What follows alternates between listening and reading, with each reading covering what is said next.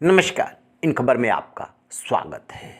Iran और पाकिस्तान से बड़ी खबर आ रही है कि अब पाकिस्तान ने ईरान पर हमला किया है। दरअसल एक दिन पहले ईरान ने पाकिस्तान के बलूचिस्तान में कई चरमपंथी संगठन के ठिकाने हैं उस पर हमला बोला था। उसी के बदले की कार्रवाई अब पाकिस्तान ने की है और दोनों देशों के संबंधों में तनाव आ गया है। आपको बता दें, मंगलवार रात ईरान की ओर से पाकिस्तान में किए गए हमले की पाक ने आलोचना की थी, जवाबी कार्रवाई की थी, राजनयिक एक्शन लिए थे और अब खबर आ रही है कि पाकिस्तान ने भी ईरान पर हमला बोल दिया है। ईरान ने जो हमला किया था उसमें 2 बच्चों की जान चली गई थी, 3 महिलाएं घायल हुई थी। इसकी काफ़ी आलोचना की गई। दरअसल ईरान ने तर्क दिया था कि उसने हमला पाकिस्तान पर नहीं बल्कि पाकिस्तान में छिपे ईरानी आतंकवादियों पर की है।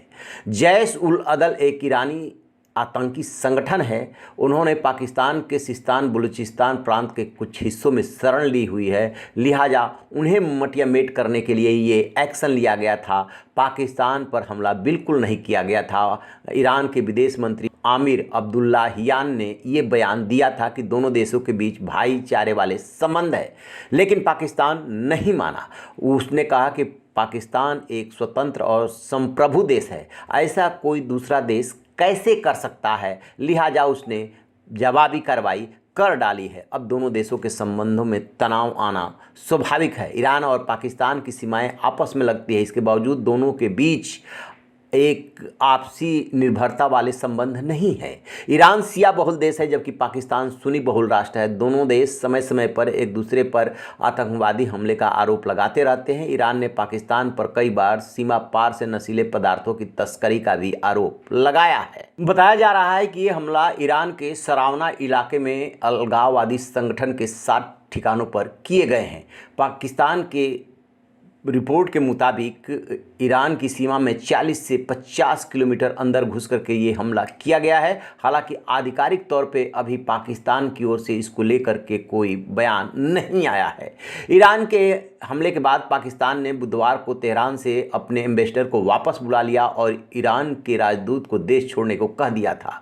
वहीं ईरान के हमले के बाद पाकिस्तान आर्मी के हेडक्वार्टर रावलपिंडी में बुधवार तड़के से ही मीटिंग चल रही थी। Army chief general Asim Munir ने सभी कमांडर्स को फौरन बुला लिया था और रणनीति बनाने लगे थे। इसी बीच में अब भारत की भी प्रतिक्रिया आई है, जिसमें विदेश मंत्रालय के प्रवक्ता रणधीर जायसवाल ने कहा है कि अगर कोई देश अपनी हिफाजत के लिए कार्रवाई करता है तो भारत उसकी स्थिति समझ सकता है। यानी कि साफ साफ भारत ये इंगित कर रहा है कि ऐसी गतिविधियों से जो पाकिस्तान से चल रही है भारत भी परेशान है और ईरान ने यदि कोई कार्रवाई की है तो बहुत ही मजबूर होकर के ऐसा किया होगा। जबकि चीन ने पाकिस्तान और ईरान दोनों से कहा है कि वो तनाव न बढ़ाए क्योंकि इससे दोनों देशों को नुकसान होगा। इस बीच खबर आ रही है कि तनाव बढ़ने के बाद ईरान ने अपने बॉर्डर पर फौज की तैनाती बढ़ा दी है। माना जा रहा है कि पाकिस्तान की फौज आतंकियों को ढाल बना करके ईरान के खिलाफ और कहीं कार्रवाई न कर दे। इसको लेकर के जैसे ही और अपडेट मिलेगा आपसे साझा करेंगे। रहिए बेखबर, देखते रहिए इन खबर। Thank you.